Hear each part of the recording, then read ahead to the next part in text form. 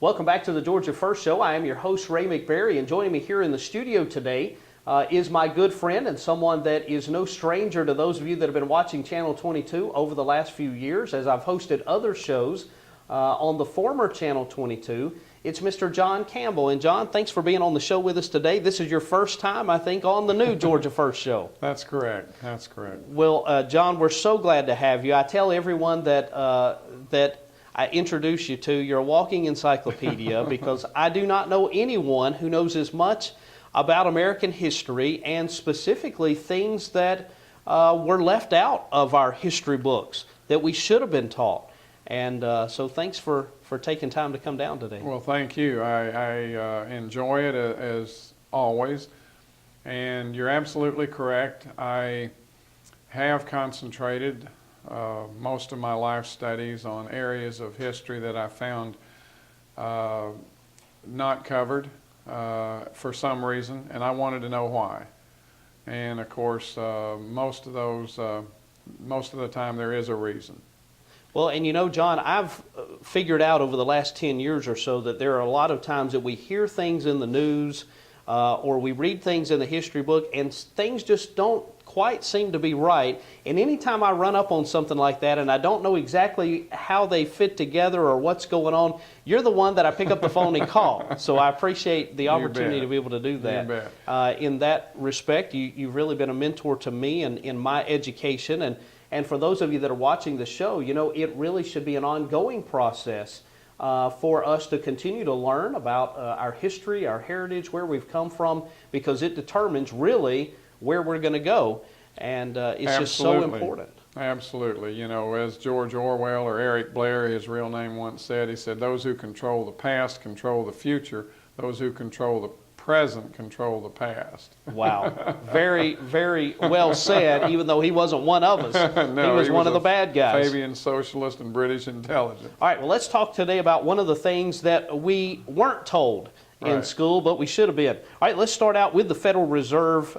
First of all, what is it, John? What is the Federal Reserve Bank? That's critical. You got to have definitions. You always start with definitions because even the dictionaries have changed over the years. But it's a central bank, and there's a vast difference between a central bank and a privately owned bank or a public bank.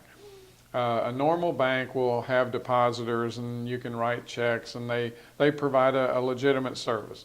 A central bank only has one customer and it only deals in one product. And ours is called the Federal Reserve. It's the fourth one we've had. And it has the customer is the United States government. And the one product that it deals in is a debt instrument, by the way. It's U.S. savings bonds. That's the only product that it purchases. So that, once you understand that, then the rest of what we're going to say will make sense. You know, one of the things I learned from you a number of years ago and have done a lot of studying since then and a lot of reading with some of your suggested reading is it's called the Federal Reserve Bank, but it's not federal. It's not owned by the federal government like we think it is. It actually is a privately owned entity as well, right? That's correct. And of course, it fits the exact description that Karl Marx wrote in the Communist Manifesto as the fifth plank of the Communist Manifesto. That's very important to realize. You know, he wrote that centralization of credit in the hands of the state with a private monopoly. And that's a shortened version of the fifth plank, but that sums it up. And that's exactly what it is. It is privately owned. I don't know recently if they've made any changes, but I know all my life it's been listed in the white pages of the telephone book. Yeah, it's not in the blue pages. It's not a government entity. It's not. And originally there were 8 alleged stock owners or holders. They did use some of their own capital, but not much. A lot of it was with state capital, as Karl Marx wrote. And only 2 of those investors originally, or organizers, were really what you would call Native Americans. Okay, and hold that thought. We're going to come back to the story of the founding of the Federal Reserve in just a few minutes. But so it's not federal. It's not part of the federal government, even though every time the Fed speaks, everyone in the media treats it like it's something coming out from the government, from the federal government. It's not federal, and even though it's the Federal Reserve Bank, they have no reserves anymore. No reserves, it's not a bank. So there's no gold and silver backing all that paper money that's being printed, and it's not federal, and it doesn't have any reserves. So why do we call it the Federal Reserve Bank? Because they control the United States currency. They have a monopoly. And you know, one of the things about that, John, is that we treat it as though it is part of the government here in America. It controls our inflation, it controls the unemployment rate, it controls the interest rates on every loan that we have in America, even as consumers. It controls so much of our lives, and yet we've given something and a power and authority that's not part of the government, and it's not something even within the spheres of the Constitution that's supposed to exist. Totally unconstitutional. Absolutely, totally. Constitution specifies gold and silver coin as our currency, and Congress to regulate the value. And had we remained with that, things would have been vastly different than they are today. And by the way, we still have, that is still part of the Constitution. Yes. And yet we still have, now we have paper currency being printed that's not backed by gold and silver. And it is fiat. Fiat, by definition, means by government edict.